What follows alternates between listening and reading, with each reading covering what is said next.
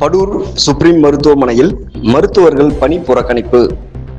கொல்கத்தாவில் பயிற்சி மருத்துவர் கற்பழித்து படுகொலை செய்யப்பட்டதை தொடர்ந்து நாடு முழுவதும் மருத்துவர்களின் பாதுகாப்பை வலியுறுத்தியும் மருத்துவர்களின் பாதுகாப்பை மத்திய மாநில அரசுகள் உறுதிப்படுத்தும் வகையில் மத்திய பெண்கள் பாதுகாப்பு சட்டத்தை நடைமுறைப்படுத்த மத்திய மாநில அரசுகள் பெண் மருத்துவர்களின் பாதுகாப்பை வலியுறுத்தி நாடு முழுவதும் பல்வேறு போராட்டங்கள் நடைபெற்று வரும் நிலையில் செங்கல்பட்டு மாவட்டம் படூர் சுப்ரீம் மருத்துவமனையில் பயிற்சி மருத்துவரின் மரணத்திற்கு நீதி கேட்டு ஒரு நாள் மருத்துவமனை பணியை புறக்கணித்தனர். மருத்துவமனை நுழைவாயிலின் முன்பு மருத்துவர்கள் மற்றும் செவிலியர்கள் என 100க்கும் மேற்பட்டோர் கருப்பு பேட்ஜ் அணிந்து கையில் கருப்பு கொடி ஏந்தி அமைதி போராட்டத்தில் ஈடுபட்டு தங்களது கண்டனத்தை அமைதியான முறையில் பதிவு செய்தனர். அதனைத் தொடர்ந்து செய்தியாளர்களை சந்தித்த மருத்துவமனை இயக்குனர் ராஜேஷ், ஒரு பெண் மருத்துவர் படுகொலை என்பது மிகவும் வருத்தத்திற்குரிய செயலாகும்.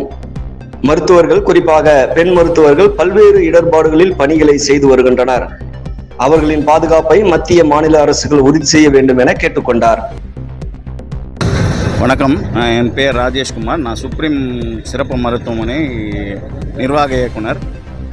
இது படூர் OMRல இருக்குது. நாங்கள் இன்றைக்கி ஒரு கண்டன ஆர்ப்பாட்டம்ன்றதோட ஒரு அமைதியான ஒரு ப்ரொட்டஸ்ட் இங்கே நாங்கள் இப்போது பண்ணிகிட்ருக்கோம். எங்கள் டாக்டர்ஸ் எல்லாருமே இங்கே இருக்காங்க.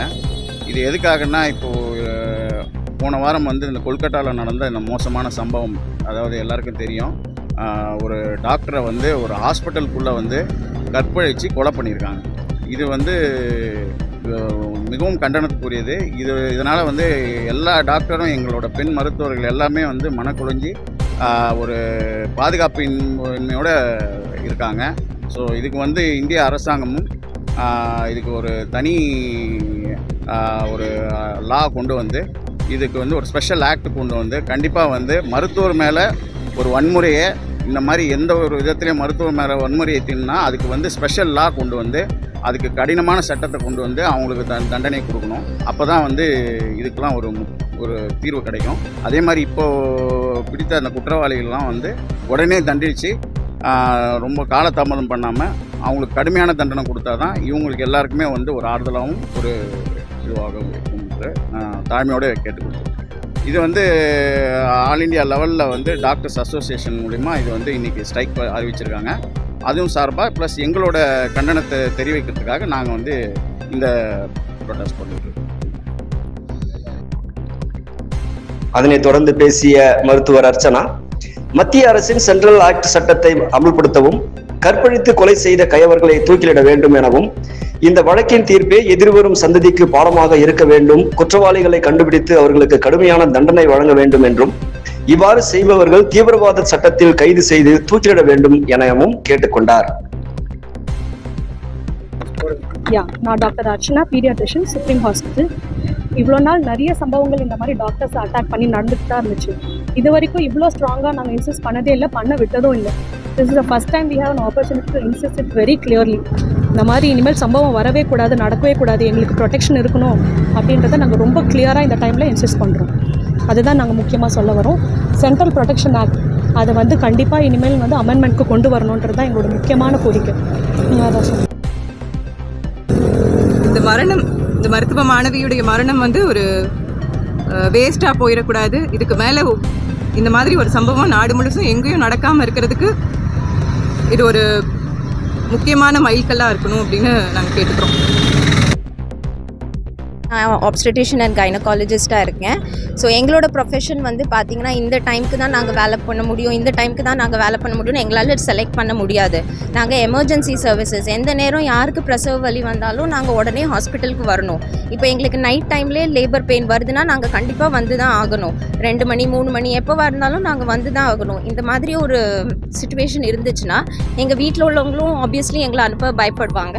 ப்ளஸ் எங்களுக்குமே ஒரு பயம் இருக்கும், எப்படி நம்ம போகிற இடத்துல சேஃபாக இருக்கும் அப்படின்னு. இன்றைக்கி if the criminals are not punished அப்படின்னா இதுவே இன்னொரு 10 பேருக்கு தூண்டுதலாக இருக்கும். ஓகே, என்ன வேணால் டாக்டர்ஸை பண்ணிக்கலாம், யார் கேள்வி கேட்க போகிறா அப்படின்ட்டுன்னு. ஸோ இப்போ நம்ம வர்ற வழி, ஹாஸ்பிட்டல், எந்த இடத்துலையும் வர்ற வழியில் எனிபடி கேன் அட்டாக் அஸ். ஹாஸ்பிட்டல்ஸில் any attenders can attack us. So we definitely need some kind of safety and some kind of protection.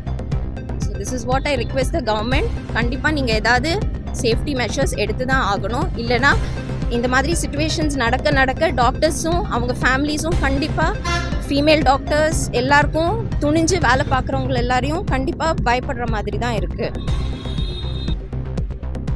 Supreme மருத்துவமனையில் மனநல மருத்துவராக இருக்கேன். இந்த பயிற்சி மருத்துவ மாணவிக்கு கல்கத்தாவில் நடந்த இந்த சம்பவம் வந்து எங்கள் எல்லாரையுமே வந்து மனசடைஞ்சு போக செய்திருக்கு. இங்கே இருக்கிற ஒவ்வொரு டாக்டர்களாகட்டும், இந்த நர்ஸ்களாகட்டும், எல்லாருமே இதே மாதிரி 36 மணி நேரம் டியூட்டி பார்த்து பேஷண்ட்ஸுக்காக சேவை செஞ்சு தான் வந்திருக்கோம்.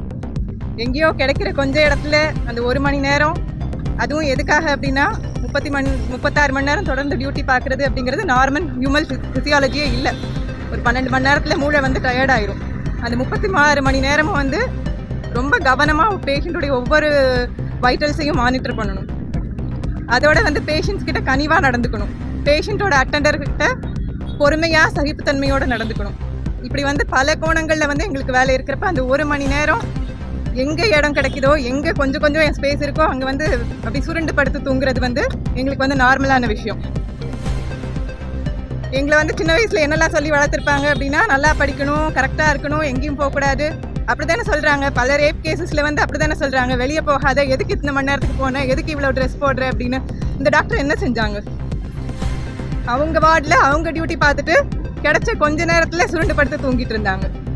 அவங்களுக்கு வந்து இப்படி ஒரு ப்ரூட்டலான ஒரு சம்பவம் நடக்க முடியும், அவங்களுக்கு வந்து ஒர்க் பிளேஸில் சேஃப்டி இல்லைன்னா யாரால இவ்வளவு கவனமான வேலையை நிம்மதியாக செய்ய முடியும்? எங்களுக்கு அந்த நிம்மதி தேவை. அந்த நிம்மதி இருந்தால் தான் எங்களால் பணிபுரிய முடியும். எங்களுக்கு அந்த ஒர்க் பிளேஸ் சேஃப்டியை வந்து என்ஷூர் பண்ண வேண்டியது சமூகத்துடைய, அரசாங்கத்துடைய கடமை. அதை இன்சிஸ்ட் பண்ணுறதுக்காக தான் நாங்கள் வந்து இன்றைக்கி வெளியே நின்று எங்களுடைய யூனிட்டியை காமிக்கிறோம். சென்ட்ரல் ப்ரொடெக்ஷன் ஆக்ட் அது வந்து இன்னும் டிராஃப்ட் ஃபார்ம்லேயே இருக்குது. அதை வந்து சட்டமாக கொண்டு வரணும். இவ்வளோ நாங்கள் பண்ணுறோம் அப்படிங்கிறத சொல்லியிருக்கோம்.